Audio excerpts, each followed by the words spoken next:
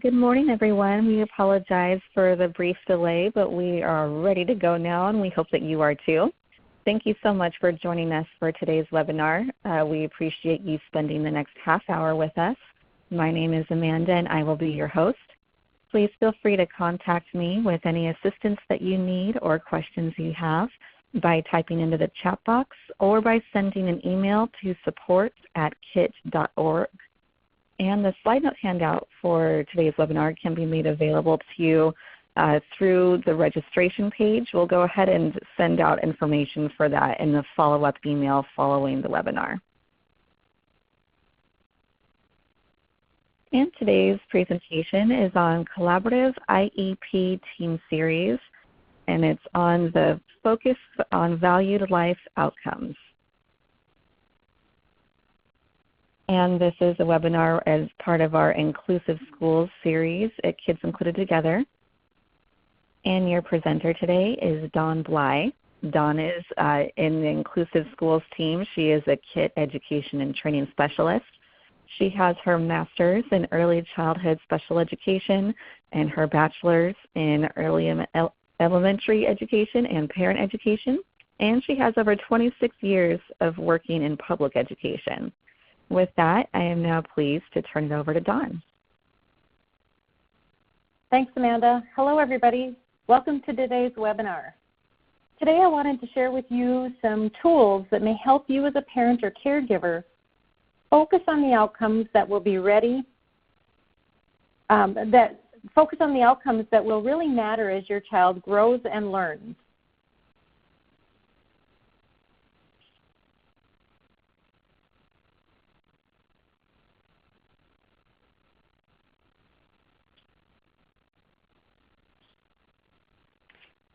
Today our learning objectives are to accurately identify 2 places within the IEP timeline where sharing valued life outcomes could ease the IEP process, and for you to describe how this will assist you in utilizing valued life outcomes as a part of the IEP.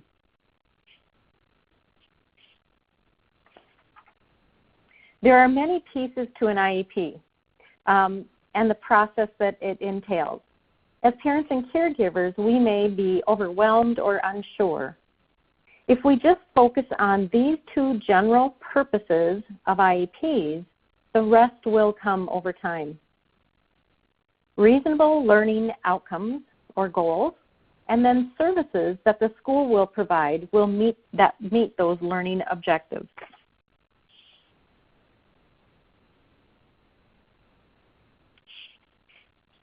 So general purposes of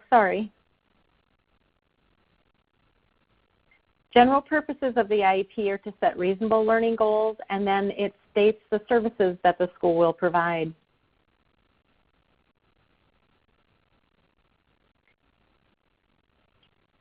Type into the chat box how you currently share with the team about your child and what your expectations are while they're at school. What are some of the things we as parents want our kids to learn?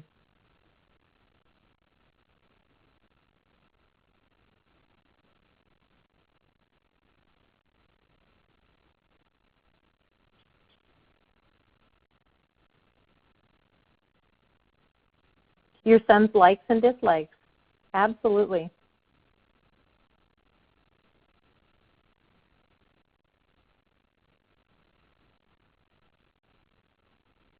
When we think about our school process, his favorite way to learn, yes.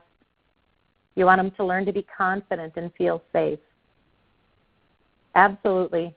Safety is one of those things we don't necessarily think about at school. We just assume that our kids will be safe when they go to school. But how do we teach them how to do that?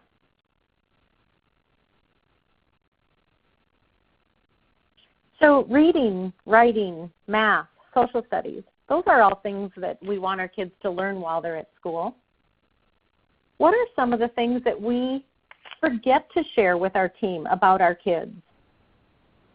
Their friendships, who their friends are, their strengths, again, what they're good at. Somebody stated that. Cooking, for example. My child might love to cook, and it really motivates her, but cooking isn't something we think about sharing with our IEP team.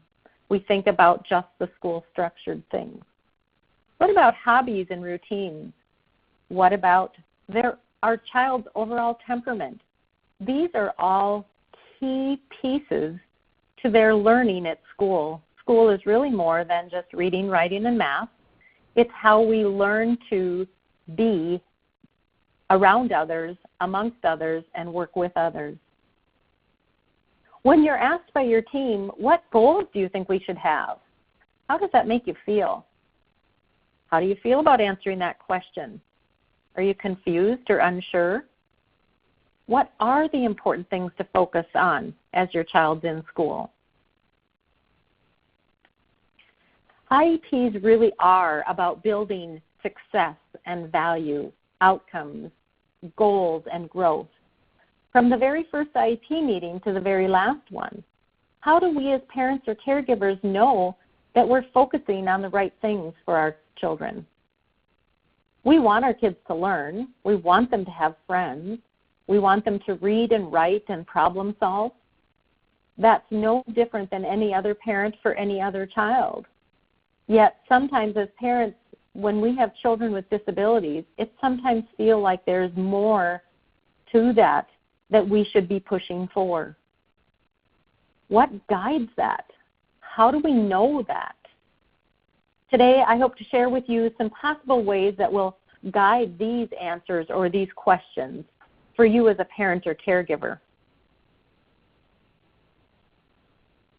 I'm going to summarize a few tools that can take you through a process that helps narrow down the tasks, strengths, and needs that we know our children have at any given time.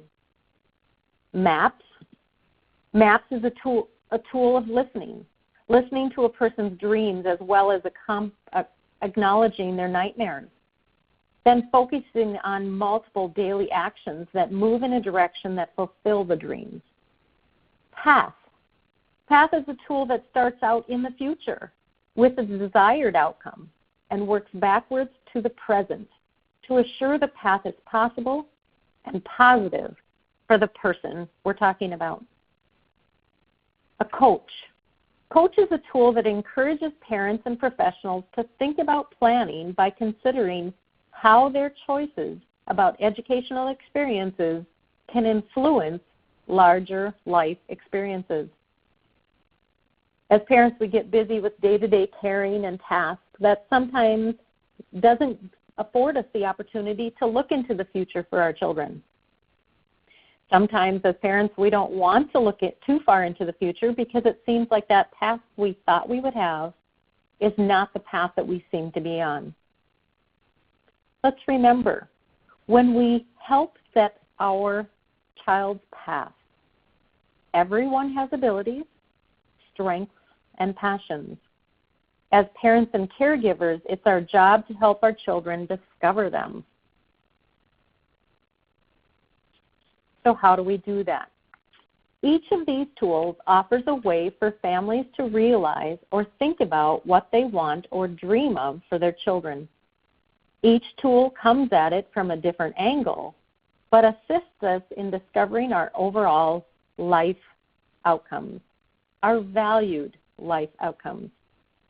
The IEP and the IEP process is just another way to lead our children to the best life outcomes possible.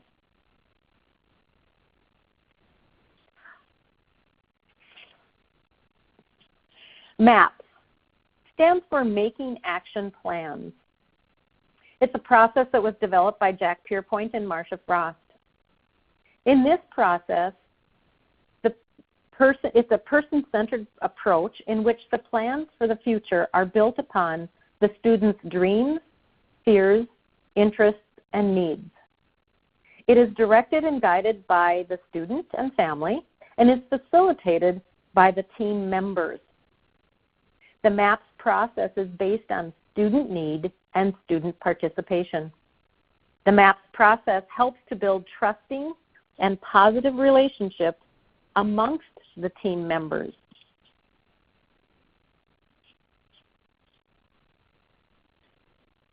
This is a visual of the maps. The maps process for planning is facilitated both orally and graphically. You look first at history, relevant family, health, and educational background for the person. Then you look at the who. Who is this person? What are the student's interests, strengths, likes, dislikes? And have everybody brainstorm who that person is. Next, you look at the person's dreams. What are their dreams? What are their hopes? What are their goals? Then you take a look at the fears or nightmares. What are the fears for this student? What are things to avoid? What do we know about this student that causes this student some anxiety? Then we put together what are the needs. What is needed to be put in place in order to achieve the dreams or the goal for this particular person? After this information is gathered, a facilitator will assist the team in creating an action plan based on those mutually agreed upon goals. The action plan describes what needs to be done, by who, and by when. This process is perfect for IEP teams to use prior to or in tandem with an IEP meeting. This process will take approximately 2 hours, and the IEP that follows will be more intuitive and efficient, many times saving multiple hours of IEP team meeting time. The next piece is the PATH. It stands for Planning Alternative Tomorrows with Hope. Like the MAPS process, it was also designed by Jack, Marcia, and then John O'Brien.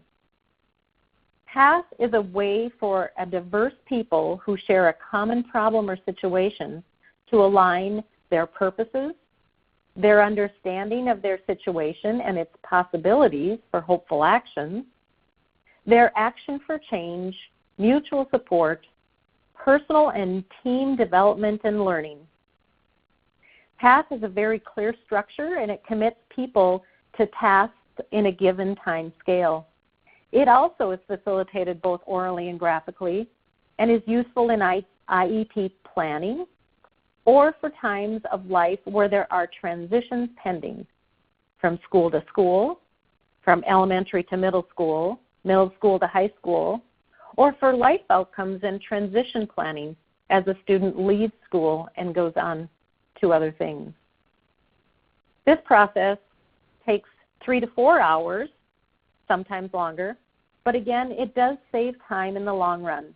Many teams display it at every meeting going forward so that they can revisit and revise it without needing to start over or have that conversation again.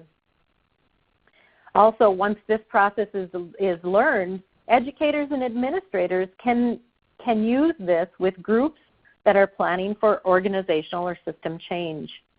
So it can be for an organization to make a PATH instead of just an individual. Graphically, this is what the PATH looks like. There are 8 steps. And so if you'll follow along the numbers on this template guide, it will help show the process. The first piece is you look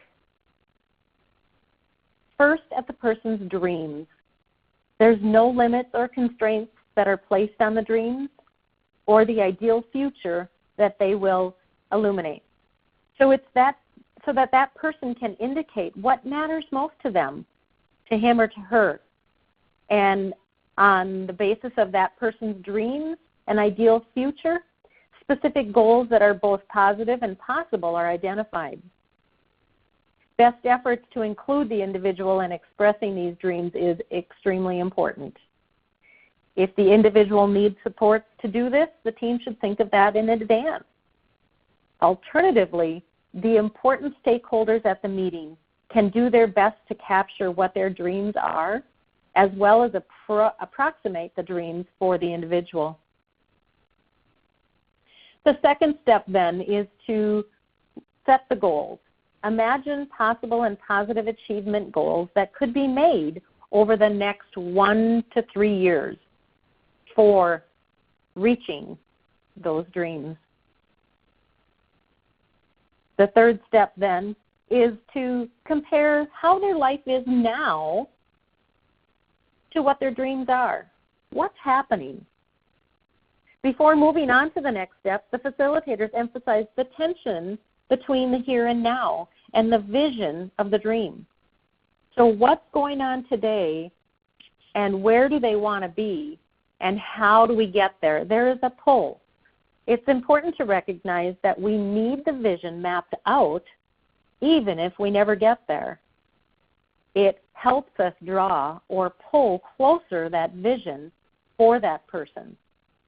Imagine a rubber band anchored to the vision or the dream, and how do we get there? You can never revisit a person's dream often enough. Our dreams, everyone's dreams, change based on things that happen in our life. And so having the dream present is an important piece. The fourth step then is the group then will help identify and enroll to help that person get to their goal, what they need to do to stay strong and motivated. What can each individual do if they enroll to help with that pull towards the dream?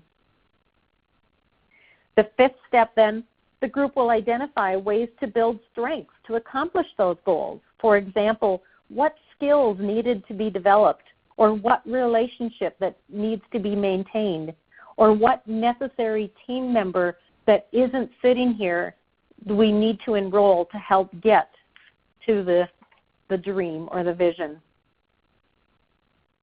Step 6 then is to plan the steps needed to achieve the goal. First, we identify long-term steps. What's 3 to 6 months out? What will the day look like for this person? What will they be doing? Who will they be with in 3 to 6 months? What have we done to get closer to that dream? Then we identify shorter-term steps, 1 to 3 months out. Again, what does the day look like for that person? What are they doing day to day, day in, day out? Who are they with? And how is that closer to our dream? Lastly, the steps that are identified are the immediate action things.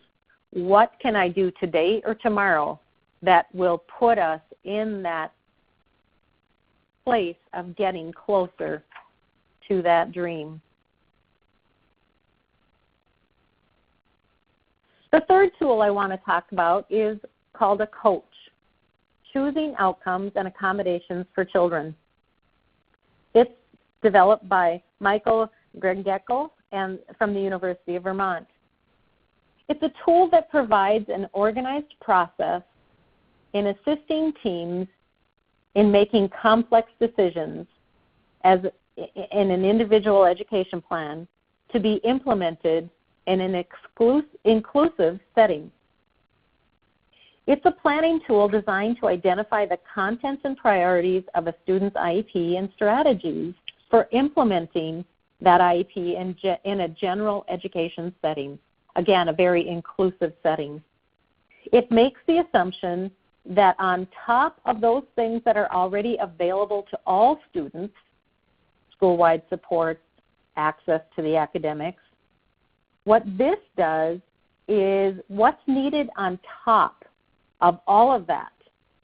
And it helps identify the most intensive priorities and areas of need and focus.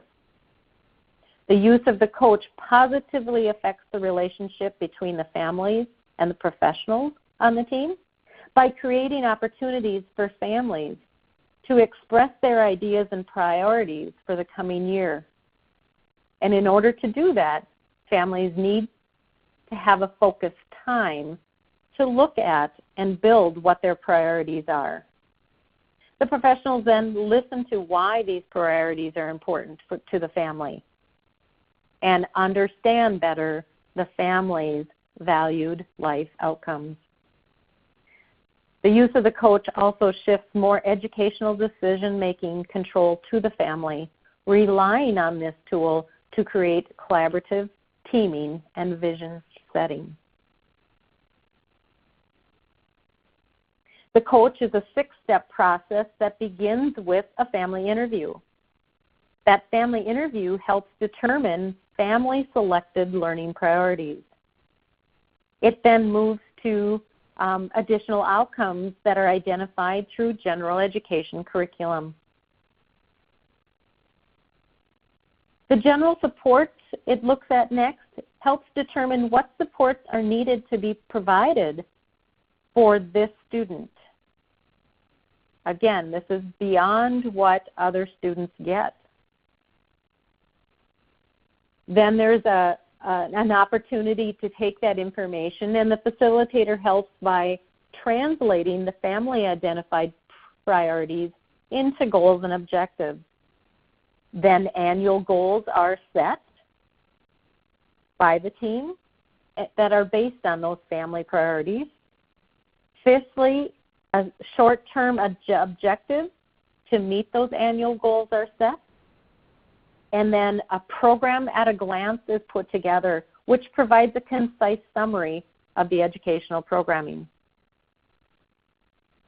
The coach gives a menu of things of which to choose.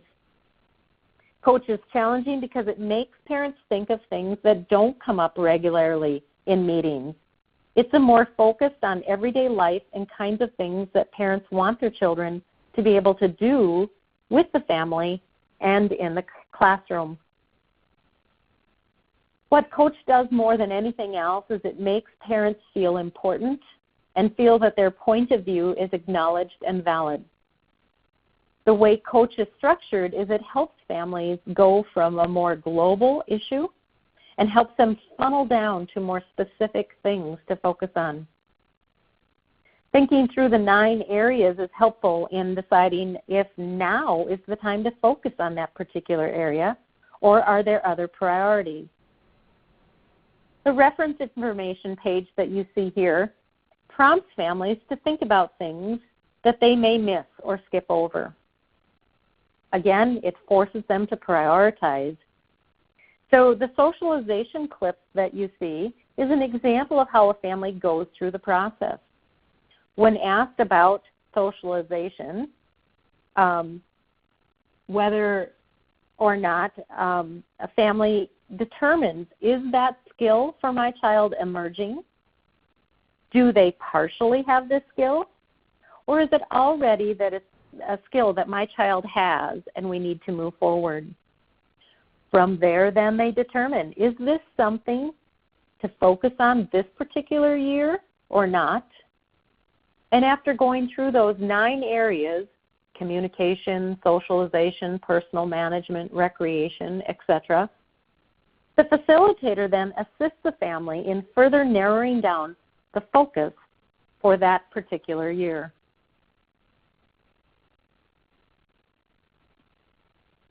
In summary, each tool has a different way of helping you as a family or team reach towards your valued life outcome or goal. As a parent or caregiver, it's helpful to know that tools exist to assist us in this process. And depending upon the time you have or the results you're looking for, the tool you choose may vary, or you may use all of them at varied times. Now that we've reviewed or I've introduced some of the tools for you to use or to discover your valued life outcomes for your child, type into the chat box a time or place, any IEP process that you think might be a good place to use a particular tool and why you think that.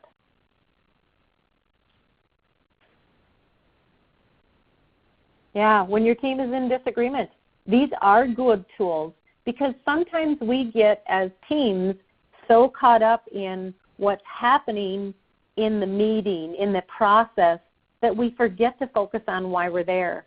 It's really about building goals and outcomes and learning for that particular child.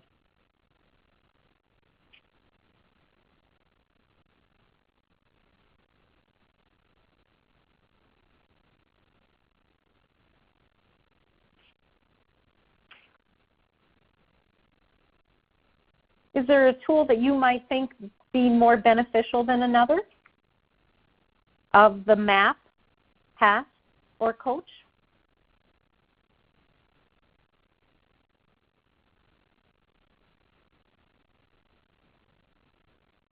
Well, let's take a poll together.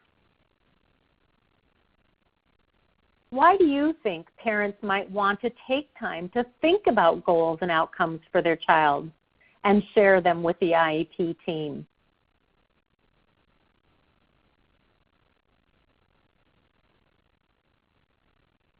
Go ahead and choose.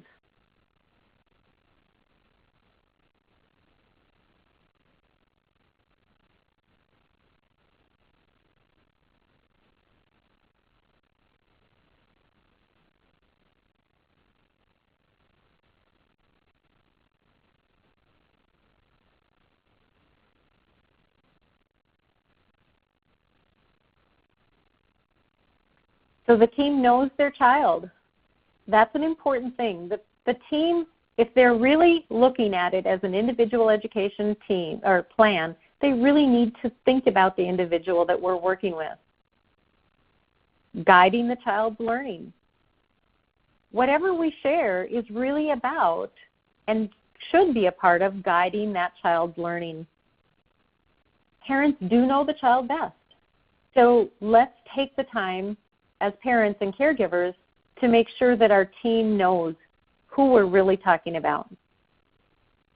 And the school does need the information. If we withhold information from the team, we can't be surprised if they run into issues that might be in conflict with who our kids really are. Thanks for taking the poll with me. Here are some references that if you want to learn more about any of these processes, I would suggest looking into it. And now let's go into some time for question and answer. Amanda? Thank you so much, Dawn. And we are creeping up on the end of our time here, but we'll see if any questions come in over the next minute or two while I'm going through the last slide. We do want to encourage you to type any questions you have in the chat box. And if any questions come in that we don't have time to address, we'll be sure to follow up with you via email. And if you think about questions later as you're contemplating the content that you heard today, you can always feel free to email those questions to support@kit.org, and we'll be sure to follow up with you. And following this webinar, there's going to be a brief survey pop up just asking your general feedback about the content today. So please feel free to give us some of your feedback about how you enjoyed this webinar and possibly future topics you would like to see covered. And we do hope that we'll get to see you next time we present on February 22nd. It'll be on why mindset matters during IEPs. And we also would love to continue to stay in touch with you via social media platforms. So here are our Facebook, Twitter, and Pinterest pages. And also this is a general overview of some of the other services that our company, Kids Included Together, provides. We have on-site training, tools and resources, policy. We help with policy, process, and strategy development. We do customized packages for companies. And we also have coaching, online learning, and perform speaking engagements. So I'm going to go ahead and return to this Q&A slide. It doesn't look like anything has come in, so it sounds to me like everyone's questions have been answered. Thank you so much, Dawn. And we appreciate all of you joining us today. Again, if you do think of anything else, you can feel free to email us at support@kit.org. And we will also be able to send out a recording link for today's webinar that we will follow up with you shortly. So thank you again for joining us. We hope that you take advantage of the many great services that KIT has available for you and your team. And we appreciate you taking this time today to join us and learn this valuable content that Dawn had to share. So please remember that KIT is here as a partner and a resource, and please reach out if there's any way that we can assist you. Thank you so much, and thank you, Dawn. Thank you.